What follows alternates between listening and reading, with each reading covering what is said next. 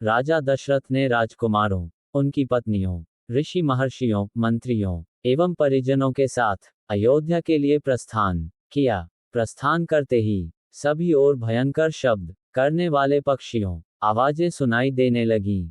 पृथ्वी पर विचरण करने वाले वन्य पशु उनकी बाईं ओर दौड़ने लगे। इस पर दशरथ ने वशिष्ठ जी से कहा, गुरुदेव, ये कैसी माया है, जहां पक्षियों का भयंकर स्वर अपशकुन का सूचक है, वहीं मृगों का बाएं होकर जाना शुभ शकुन की सूचना देता है। दोनों प्रकार के शकुन एक साथ क्यों हो रहे हैं? महाराज दशरथ के इस प्रश्न के उत्तर में वशिष्ठ जी बोले, पक्षियों के भयंकर ध्वनि से ज्ञात होता है कि कोई भय उत्पन्न करने वाली घटना घटने वाली है, और मृग आदि पशुओं के इस प्रकार जाने से पता चलता है कि वह भयानक घटना सरलता से शांत हो जाएगी। इसलिए आप किसी प्रकार की चिंता न करें। ये वार्तालाप अभी चल ही रहा था कि बड़े जोरों की आंधी आई। परिणाम स्वरूप वृक्ष पृथ्वी पर गिरने लगे। तभी राजा दशरथ को भरे गोकुल के ऋषि परशुराम दृष्टिगत हुए। उनकी वेशभूषा बड़ी भयंकर थी। बड़ी बड़ी जटाएं उनके तेजस्वी मुख पर बिखरी हुई थीं। नेत्रों में क्रोध की लालिमा थी। कंधे पर कठोर फरसा और हाथों में धनुष बाण थे। ऋषियों ने आगे बढ़कर उनका स्वागत किया, और इस स्वागत को स्वीकार करने के उपरांत वे श्री रामचंद्र से बोले, दशरथनंदन राम, हमें ज्ञात हुआ है कि तुम बड़े पराक्रमी हो और तुमने शिव जी के धनुष को भंग कर दिया है, और इस प्रकार तुमने अपूर्व ख्याति प्राप्त की है। मैं तुम्हारे लिए एक और अच्छा धनुष लाया हूँ। ये धनुष साधारण नहीं है, बल्कि जमदग्नि कुमार परशुराम का है। इस पर बाण चढ़ाकर तुम अपने शौर्य का परिचय दो। तुम्हारे बल और शौर्य को देखने के पश्चात मैं तुमसे द्वंद्व युद्ध करूंगा। परशुराम की बात सुनकर राजा दशरथ विनीत स्वर में बोले, भगवन, आप वेदविद स्वाध्यायी ब्राह्मण हैं। क्षत्रियों का विनाश करके आप बहुत पहले ही अपने क्रोध को शांत कर चुके हैं। आपने इंद्र के समक्ष प्रतिज्ञा करके अस्त्र शस्त्र का परित्याग भी कर दिया है। इसलिए हे ऋषिराज, आप इन बालकों को अभय दान दीजिए। यदि आपके हाथों राम मारा गया तो हम में से कोई भी उसके वियोग में जीवित नहीं रह सकेगा। परशुराम जी ने दशरथ की बात पर कुछ भी ध्यान नहीं दिया। वे राम से बोले, राम, संसार में केवल दो ही धनुष सर्वश्रेष्ठ माने जाते हैं।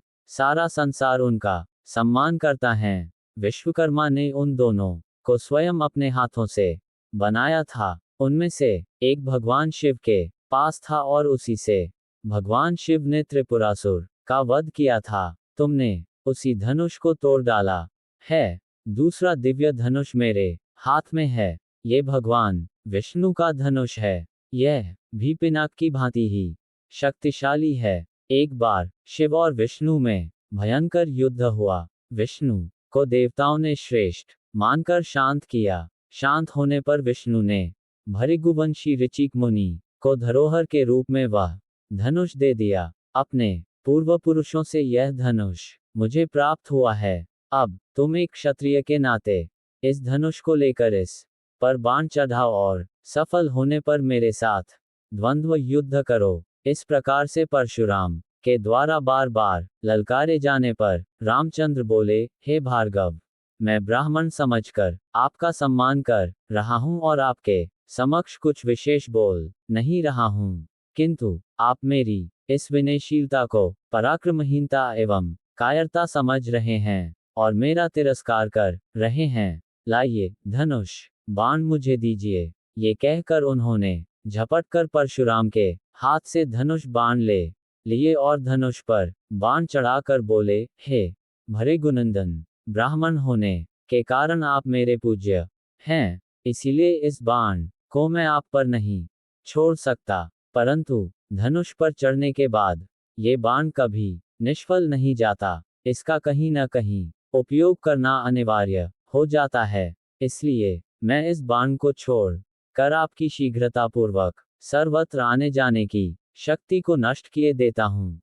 श्री राम की बात सुनकर शक्तिहीन हो गए परशुराम जी विनयपूर्वक कहने लगे, बाण छोड़ने से पूर्व मेरी एक बात सुन लीजिए। क्षत्रियों को नष्ट करके मैंने ये भूमि कश्यप जी को दान में दी थी। उस समय उन्होंने मुझसे कहा था कि अब तुम्हें पृथ्वी पर नहीं रहना चाहिए क्योंकि तुमने पृथ्वी का दान कर दिया है। तभी से मैं गुरुवर कश्यप जी की आज्ञा का पालन करता हुआ कभी भी रात्रि में पृथ्वी पर वास नहीं करता। अतः हे राम, कृपा करके मेरी गमन शक्ति को नष्ट मत करो।